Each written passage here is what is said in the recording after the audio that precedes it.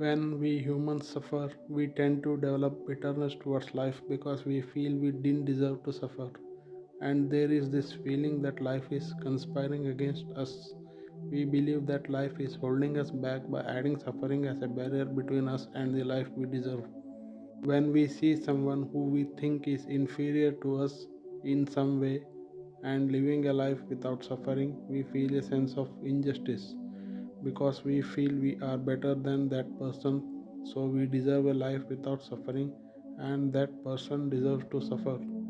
We make ourselves the judge to give a decision on who should suffer and who doesn't deserve to suffer, which is just a ridiculous idea.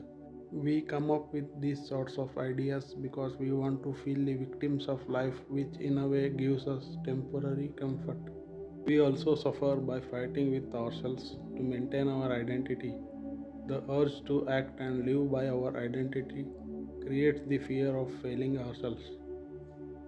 Our identity isn't our truth, it is just a pre programmed software which we are made to believe as our personal truth. We live in a temporary world and there is nothing ours to defend, not even our identity, and that's the truth. The idea that we shouldn't suffer is so wrong. A mother suffers to bring a child into this world, so when life itself begins with suffering, how can we expect to never suffer in life?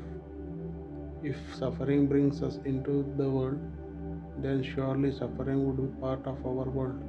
Suffering is part of such a wonderful phenomenon of giving birth, and in the same way, it is beautiful when we see it as a way of growth where it takes us to the deepest parts of our being and giving us a deeper perspective of life. The suffering, which is part of life, is all about demolishing the barriers we have built for ourselves, which doesn't allow us to see the beauty of life.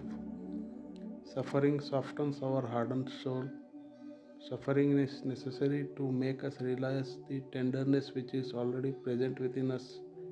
The innocence of tenderness is required in order to be amazed by the beauty of life. The lost innocence of childhood is found through suffering. On the other hand, the suffering which we have created for ourselves through comparison, by being discontent, through judgment, to name a few things, are the barriers not letting us see the beauty of natural suffering. Also, it's hard for us to differentiate between natural suffering and the suffering we create for ourselves, which makes it very difficult for us to look at natural suffering as something which is necessary and beautiful.